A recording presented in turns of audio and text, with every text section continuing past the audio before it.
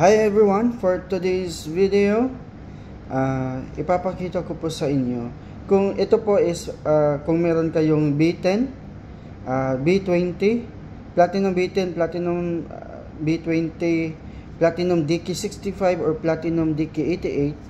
Ito po yung mga wireless mic nila.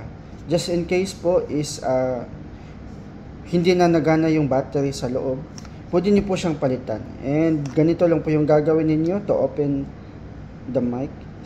Ito po yung sa ibabaw. Yan, open lang po ninyo ng ganito. Yan.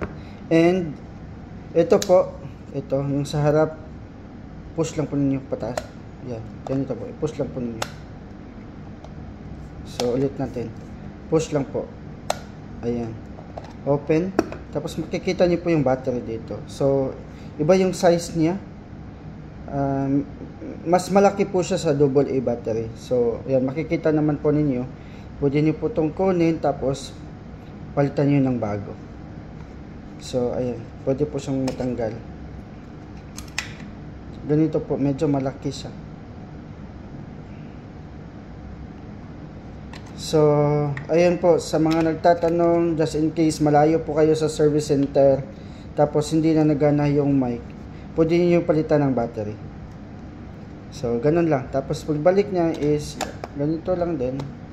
Ayan, lock, push down, push down, push down, push down, parang ganun lang. Tapos balik. So ayan, pwede niyo po siyang palitan ng battery. So yun lang po. Thank you.